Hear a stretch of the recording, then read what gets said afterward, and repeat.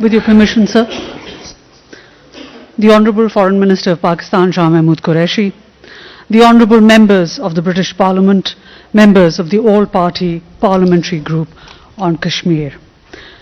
I welcome you on behalf of the Foreign Ministry. We will begin today's media interaction with a few opening remarks by the Foreign Minister, followed by a few remarks by the Chair of the All-Party Parliamentary Group on Kashmir, Ms. Debbie Abrahams, and followed by the Vice Chair of the All-Party Parliamentary Group, Mr. Imran Hussain. Following that, we will take a short Q&A with our honoured guests. Thank you. Sir, may I request the Foreign Minister? With the permission of members of Parliament from UK, I would like to make my opening remarks in Urdu because I would want the people of Pakistan to understand why are you here. Are you here for sightseeing? Are you here to do a job? I think you're here for a job. Bismillah ar-Rahman ar-Rahim.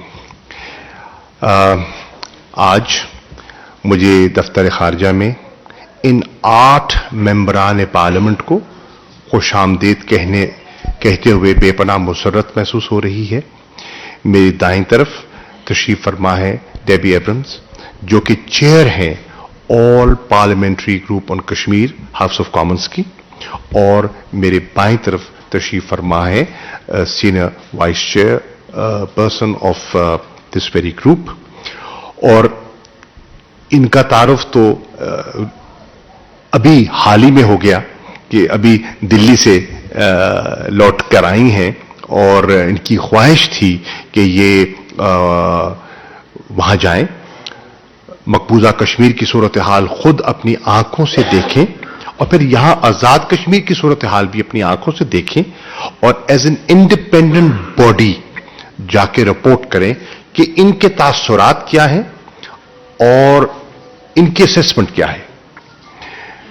Hindustan में जो रवैया अपनाया गया, इनको deport किया गया, इनको दाखिल नहीं होने दिया गया, वो आपके सामने है, वो खुद बता देंगी। जहां तक पाकिस्तान का ताल्लुक है, पाकिस्तान ने इनको कहा कि खुशामदीद, आप जिससे मिलना चाहें, आप जहां जाना चाहें, आजाद कश्मीर में, पाकिस्तान में, आप जिससे मिलना चाहें, मीडिया से मिलना चाहें, किसी तंजीम से मिलना चाहें, किसी ह्यूमन राइट बॉडी से मिलना चाहें, आप पर कोई बंदिश, कोई कदगन नहीं है, और फिर आप अपनी राय कायम कीजिए। मैंने इन्हें जो जम्मू और कश्मीर की सूरत हाल पर एक जायजा पेश किया है। ये वो पार्लियामेंट्री ग्रुप है जिसने नवंबर 2018 में एक रिपोर्ट शाया की, और ये रिपोर्ट आई थी जून 2018 की रिपोर्ट के बाद, जिसमें कि जो यूएन की कमिश्नर ऑफ ह्यूमन राइट्स हैं उसकी रिपोर्ट थी, जिसमें कि ह्यूमन राइट्स वायलेशंस की बात हुई, और एक तफसीली रिपोर्ट है। ये उसके बाद आई, और इनकी बहुत सी चीजों में मुताबिकत है। मैंने एक तो इनसे दरखास्त की है कि सेक्रेटरी जनरल का दौरा भी हुआ, वो भी मैंने शेयर किया, कि हमने उनसे भी दरखास्त की है कि 5 अगस्त की सूरत हाल के बाद हम समझते हैं कि तीसरी रिपोर्ट आनी चाहिए, बहुत जरूरी है, क्योंकि 5 अगस्त के बाद एक ड्रामेटिक शिफ्ट आया है, सिचुएशन में बड़ी तब्दीली आई है, और वो सिचुएशन जो है वो बिगड़ी है, बेहतर नहीं हुई, बिगड़ी है। और अभी भी तकरीबन 200 दिन हो गए हैं, और वो लॉकडाउन, वो सीज जो है वो जारी है। मुझे उम्मीद है कि ये भी अपनी रिपोर्ट देंगे और अपनी व्यूज कायम करेंगे। तो मैंने जो पाकिस्तान का नुक्ता नजर है इनकी खिदमत में पेश किया, और जो इनके सवालात थे उनको मैंने जवाब देने की कोशिश की। तो इन इब्तदाई कलमात के बाद I will give you the floor and you can say what you want to, and then you, sir, and then we'll have questions.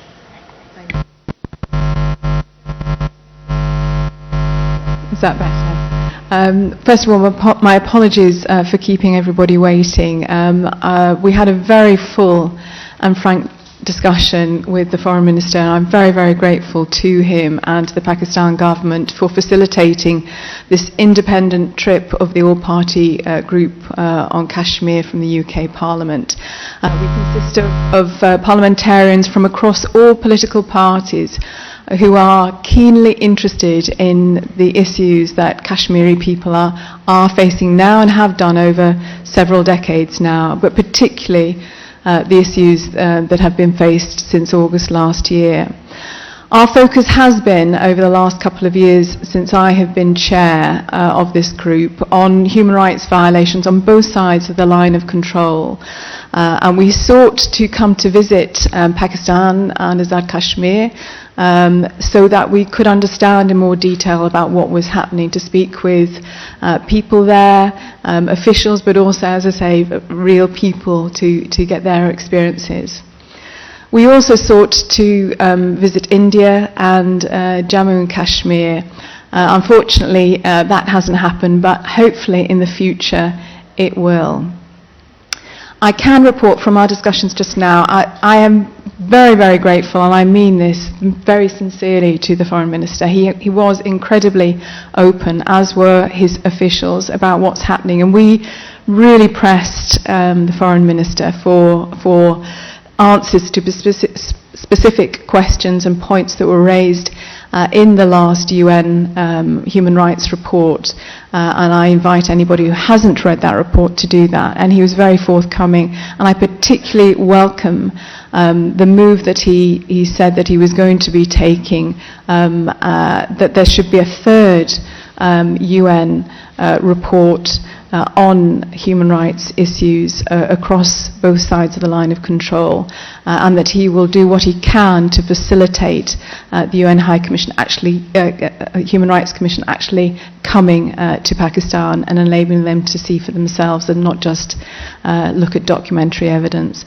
So once, that is fantastic news, and again, I think it shows the openness and the progressive approach that has been taken by Pakistan on this issue, and I hope India will reciprocate as well. Thank you so much.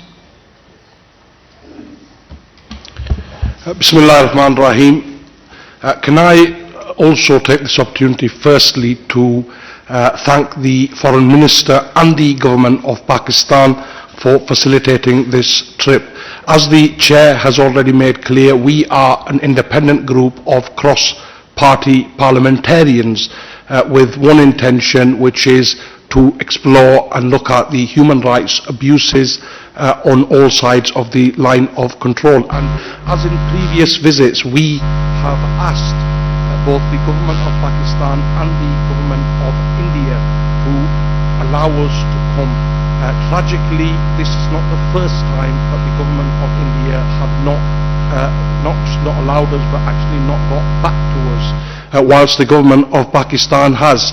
And I want to say this is a flashpoint in the Kashmiri struggle. We see today over 6 months, and still we see a draconian blockade that continues to affect the sons and daughters of Kashmir, whether that's regard to the food or medicine shortages or the other restrictions at the moment. And I say this, I use this media platform again today on behalf of the All Party Parliamentary Group, is if there is nothing to hide, then please allow us to visit that region. We are an independent group, and if you are confident, then please allow us that opportunity to visit so we can see for ourselves.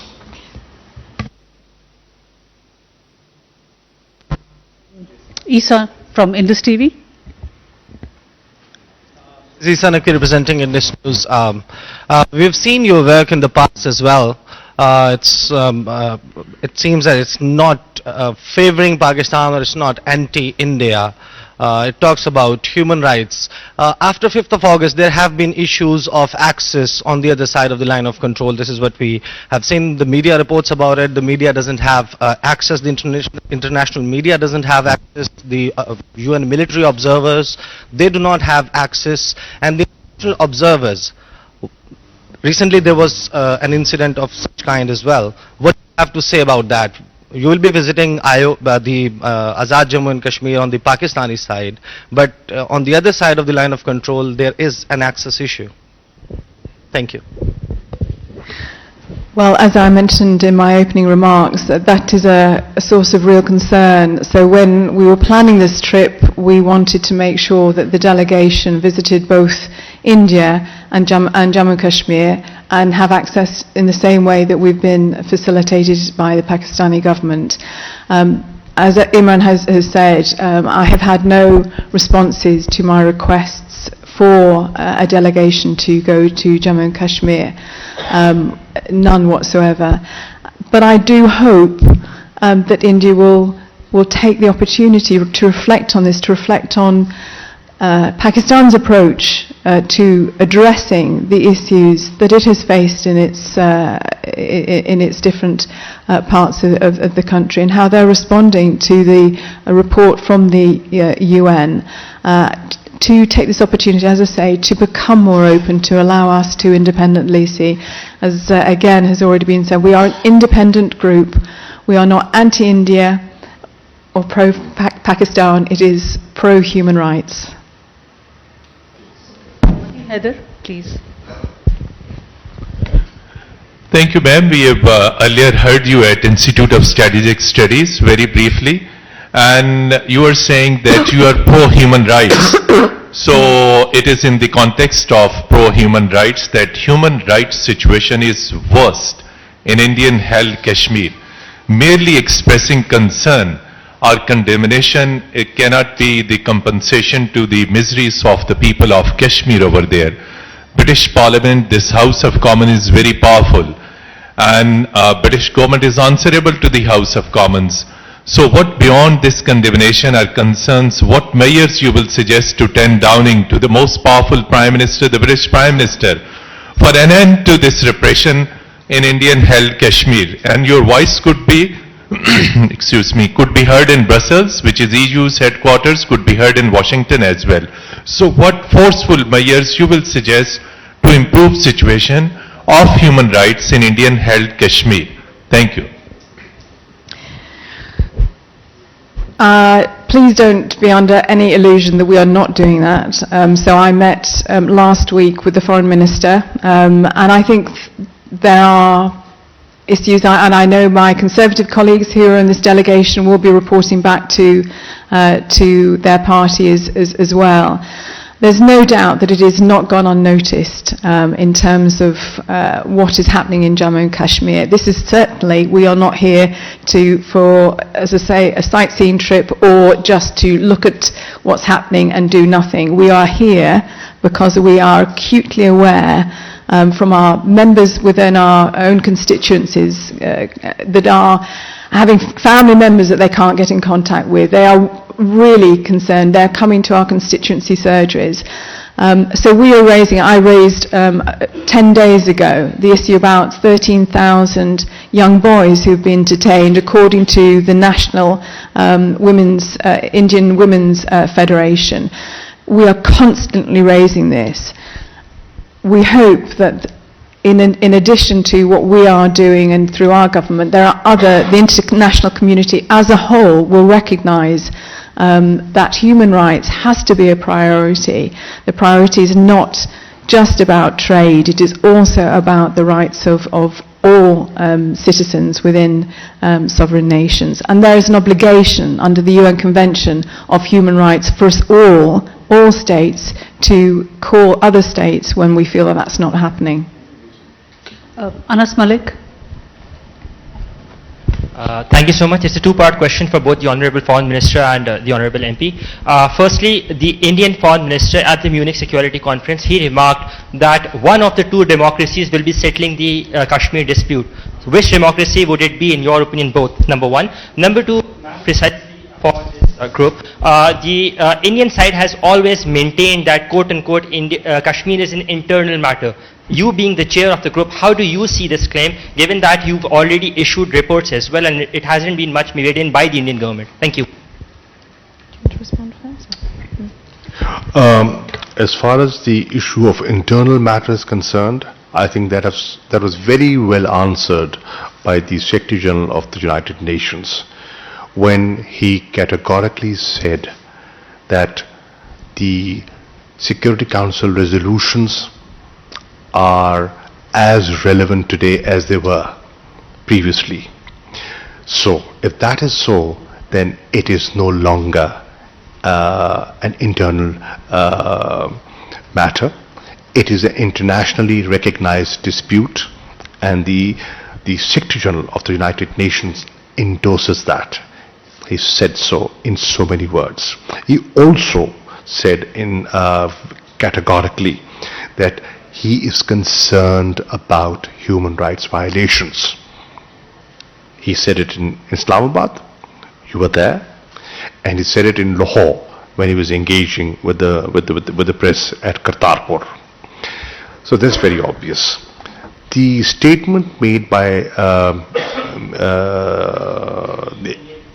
Jaishankar, Minister for External Affairs, that's his opinion, and everybody has a right to have an opinion, that one democracy will take a decision. That democracy has taken a decision, and that was on the 5th of August. And you've seen the reaction to that decision. You have seen how the Kashmiris, those Kashmiris that were previously engaging with them, forming governments with them, coalition governments with them, have rejected that action. Today, many organizations within India are calling the Public Safety Act as draconian.